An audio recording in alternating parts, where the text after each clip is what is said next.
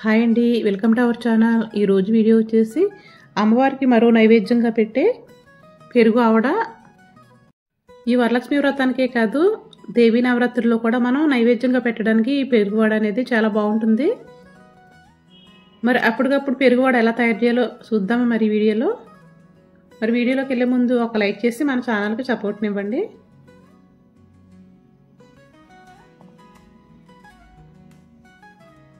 ముందుగా ఈ పెరుగు వడ తయారు చేయడానికి ఒక 4 గంటల ముందు పప్పు నానబెట్టేసుకుని ఉంచుకోవాలి. తర్వాత మనం ముందు పెరుగు రెడీ చేసుకుందాము. ఒక 1/2 లీటర్ పెరుగు తీసుకుని, కమ్మటి పెరుగు, దాంట్లో తగినంత సాల్ట్ వేసేసుకుని కొంచెం వాటర్ పోసుకుని ఇలా పెరుగులా కాకుండా కొంచెం లైట్గా మజ్జిగలాగా ఇలా కలిపేసేసుకుని పక్కన పెట్టుకుందాము. ఇప్పుడు పోపు వేసుకోవాలి. కొంచెం ఆయిల్ వేసేసుకుని స్టవ్ పైన చిన్న పాన్ పెట్టుకుని పోపు దినుసులు వేసేసుకుని 1 స్పూన్ ఆయిల్ వేసుకుని శనగపప్పు, మినపప్పు, ఆవాలు, జీలకర్ర, పచ్చిమిర్చి, అల్లం ముక్కలు, కరివేపాకు వేసుకుని వేయించుకోవాలి. ఇవి వేగిన తర్వాత కొంచెం పసుపు కూడా వేసేసుకుని తాలింపు తీసుకెళ్ళి మజ్జిగలో వేసేసుకోవాలి. తాలింపు వేసేసుకుని మూత పెట్టుకుని పక్కన పెట్టుకుందాము. ఇప్పుడు గారెలు ఎలా వేయాలో చూద్దాము. పప్పు నానిపోయిన తర్వాత శుభ్రంగా కడిగేసుకుని గ్రైండ్ చేసుకుందాము. మిక్సీలోనే వేసుకుని గ్రైండ్ చేసుకుందాము. కావాలంటే మీరు గ్రైండర్లో కూడా వేసుకోవచ్చు. టైం ఉంది పర్వాలేదంటే కనుక గ్రైండర్లో కూడా ఆడుకోవచ్చు. మిక్సీలో కూడా వేసినా కూడా మనకి మెత్తగానే వస్తాయి. ముందే వాటర్ వేయకుండా ఒకసారి ఇలా గ్రైండ్ చేసేసుకుని కొద్దిగా వాటర్ పోసుకోవాలి, ఎక్కువ వాటర్ వేయకూడదు. ఇలా మెత్తగా గ్రైండ్ చేసేసుకున్న తర్వాత ఒక గిన్నెలోకి తీసేసుకుని తగినంత సాల్ట్ వేసుకుని చేతితోటి చూడండి బాగా ఇలా కలపాలన్నమాట. కొంచెం ఫ్లప్పీగా వస్తాయి. మనకు మామూలు గారెలకి అయితే కొంచెం గట్టిగా ఉన్నా పర్వాలేదు. మరి పెరుగు పీల్చుకోవాలి కాబట్టి కొంచెం లూజ్గానే ఉండాలి. పిండి అనేది సాఫ్ట్గా ఉండాలి. పిండి ముద్దను తీసుకుని వాటర్ చెయ్యి ముంచుకుని ఇలా వేసేసుకోవచ్చు చేతితోటి. చేతితో అలవాటు లేకపోతే కనుక ఒక టీ స్టైనర్ ఉంటుంది కదా, దానిపైన వేసుకోవచ్చు.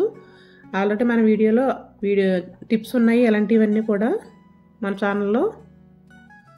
2-3 సార్లు మనం గారెలు వేసేసరికి ఆటోమేటిక్గా మనకి అలవాటు అయిపోతుంది అన్నమాట. చేతితోటే వేసేసుకోవచ్చు. మనకి నైవేద్యంగా పెట్టే కాబట్టి ఒక చేతితోటే వేసేసుకుంటే మంచిది. మంటని మీడియంలో పెట్టేసుకుని 2 వైపులా ఈవెన్గా కాల్చుకోవాలి. కొంచెం కాలిన తర్వాత ముందే గట్టి పెట్టకూడదు. కొంచెం కాలిన తర్వాత 2వ వైపు తిప్పుకోవాలి. ఇప్పుడు ఇవి వేగుతూ ఉంటాయి. ఒక గిన్నెలోకి వాటర్ తీసుకుని దానిలో కొద్దిగా లైట్గా సాల్ట్ వేసేసుకుని ఈ గారెలు వేగిన తర్వాత సాల్ట్ నీళ్ళలో వేసుకోవాలన్నమాట. అప్పుడు మనకి కొంచెం వాటర్ అంతా వెళ్ళి వేడి వేయటం వల్ల మజ్జిగ బాగా పీల్చుకుంటాయి. వెంటనే మనం ప్రసాదంగా పెట్టుకోవడానికి కూడా బాగుంటుంది అన్నమాట. అప్పటికప్పుడు చూడండి ఈ విధంగా వేగిన తర్వాత వాటర్లో వేసేసి వెంటనే ఒక 1/2 నిమిషం ఉంచి తీసేసుకోవచ్చు. మనం వేడి వేస్తున్నాం కాబట్టి కొంచెం మెత్తగా అయిపోతాయి అన్నమాట. ఒకసారి జస్ట్ ఇలా తడిపేసి తీసేసుకోవడమే. కొంచెం ఎక్కువ వాటర్ పీల్చుకుంటే కనుక చేతితో కొంచెం లైట్గా పిండేసి వేసుకోవాలి.